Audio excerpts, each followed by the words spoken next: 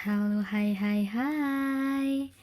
Assalamualaikum warahmatullahi wabarakatuh. Sebelum kita mulai pembelajaran hari ini, dipersiapkan dulu alat tulisnya biar nanti sekiranya materinya penting bisa langsung kalian tulis. Agar materi yang sudah kita pelajari tidak mudah lupa. Yuk kita ulas kembali materi pekan lalu. Pengertian teks deskripsi. Pengertian teks deskripsi yaitu pemaparan atau penggambaran suatu objek secara terperinci, sehingga seolah-olah pembaca ataupun pendengar ikut serta di dalam cerita. Struktur teks deskripsi. Untuk struktur teks deskripsi itu ada deskripsi umum dan juga deskripsi bagian. Untuk sebuah teks, kalian jangan melupakan judul. Judul itu harus ada di sebuah teks untuk mendasari sebuah cerita. Ciri-ciri teks deskripsi. Kemarin sudah Ustazah Wafi tugaskan untuk menyimpulkan ciri-ciri teks deskripsi. Sekarang akan kita bahas ciri-ciri teks deskripsi antara lain yang pertama, menggambarkan suatu objek. Objek dipaparkan secara terperinci serta melibatkan panca indera. Panca indera berarti ada melihat, mencium, merasakan, mendengarkan. Menjelaskan ciri fisik maupun psikis objek.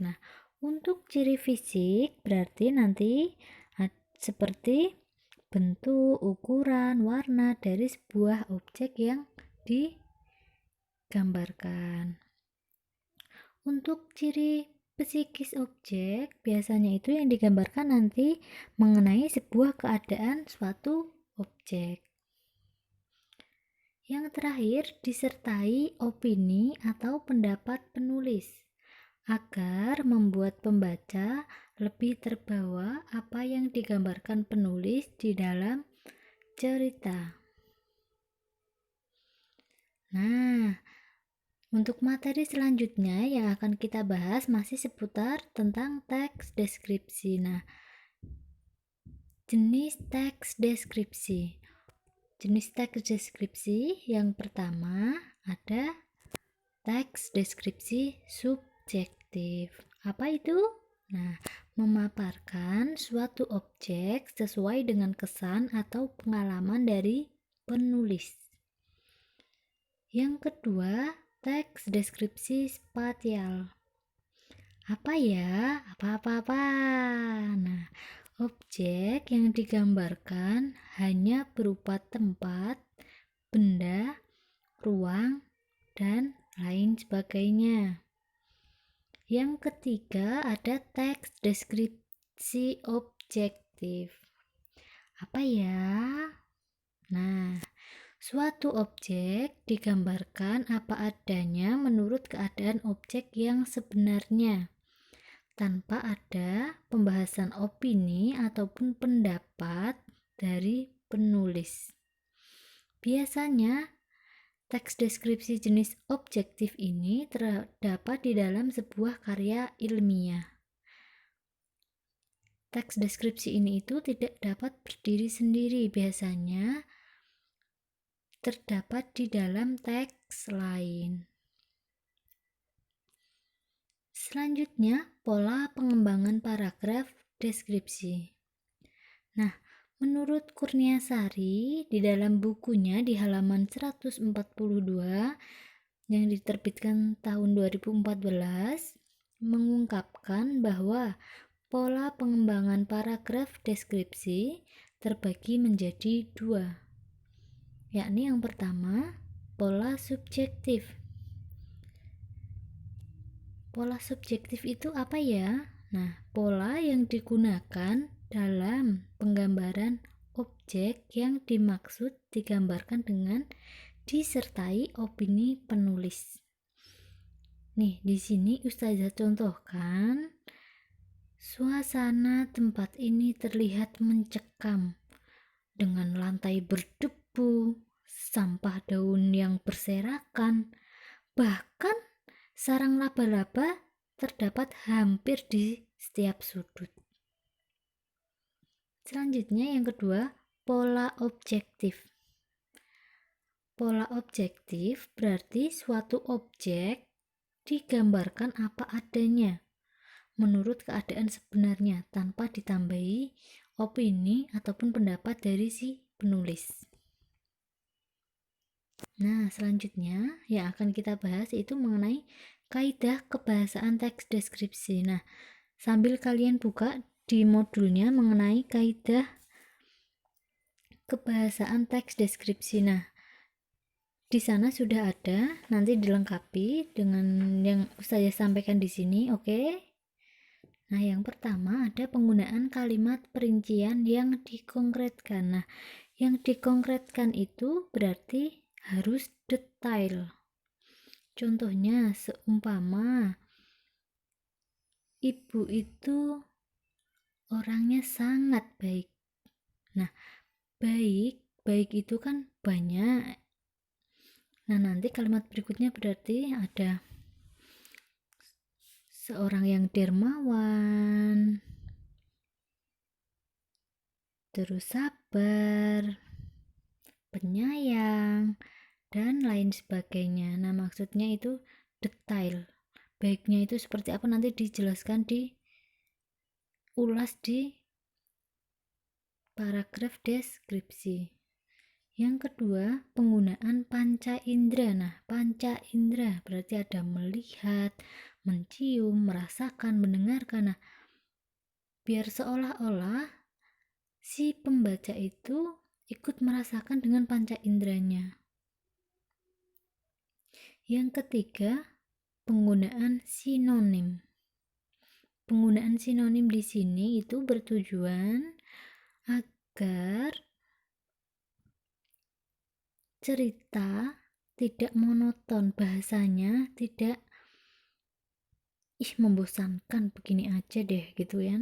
Nah, di sini dicontohkan indah bisa diganti dengan elok, lelah bisa diganti dengan kata lesu, haus bisa diganti dengan kata dahaga. Nah, pengolahan diksi di sini harus kaya akan kosa kata. Yang keempat, penggunaan kalimat bermajas. Nah, majas yaitu biasanya sering disebut juga dengan gaya bahasa. Nah, untuk majas yang pertama ada majas personifikasi. Nah, apa itu? Nah, yang dimaksudkan majas personifikasi yaitu benda mati seolah-olah hidup. Nah, di sini saya contohkan. Sepasang mata boneka itu bersinar tajam menatapku di kegelapan malam. Nah, boneka itu kan benda mati, tetapi digambarkan penulis seolah-olah hidup. Di situ menggunakan panca apa berarti? Panca indera apa? Yang digambarkan penulis. Panca indera penglihatan. Yang kedua ada majas metafora. Pemakaian kata atau kelompok kata bukan dengan arti sebenarnya, melainkan sebagai lukisan yang berdasarkan persamaan atau perbandingan. Nah, contohnya, ayah dan ibu sangat menyayangi buah hatinya. Nah, di sini buah hatinya yang dimaksudkan itu anak, ya kan? Nah, menggunakan kelompok kata bukan dengan arti sebenarnya. Yang ketiga, majas hiperbola, melebih-lebihkan. Nah, contohnya, tatapan orang itu sangat tajam, seperti elang yang hendak memangsa anak ayam. D. Metonimia, sebuah majas yang menggunakan sepatah dua patah kata yang merupakan merek, macam, atau lainnya yang merupakan satu kesatuan dari sebuah kata. Nah, contohnya di sini, kakak lebih suka minum aqua dibandingkan dengan air rebusan. Nah, aqua di situ yang dimaksudkan air mineral, tapi di situ digambarkan penulis menggunakan merek suatu produk, makanya disebut dengan majas metonimia. Selanjutnya, penulisan kata dasar KTSP ini cuma tambahan buat tambah pengetahuan kalian di dalam menulis biar benar sesuai dengan aturan kebahasaan yang terbaru. Oke, diperhatikan. Kata dasar biasanya disertai dengan adanya imbuhan atau disebut dengan afiksasi. Nah, jenis imbuhan itu ada 4. Biasanya disingkat dengan sebutan piska. P itu maksudnya prefiks, I infiks, S sufiks, K konfiks. Prefiks yaitu imbuhan yang berada di awal. Contohnya di sini, kata dasar lukis mendapat imbuhan me menjadi melukis. Infiks atau disebut dengan sisipan atau berada di tengah. Imbuhannya berada di tengah. Contohnya dan in biasanya yang berada di tengah.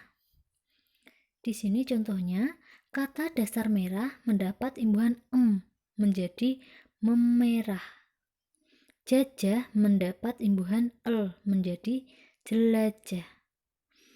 Sufiks imbuhan yang berada di akhir. Nah, di sini contohnya makan mendapat imbuhan akhiran menjadi makanan. Yang keempat, konfiks. Imbuhannya berada di awal dan juga akhir.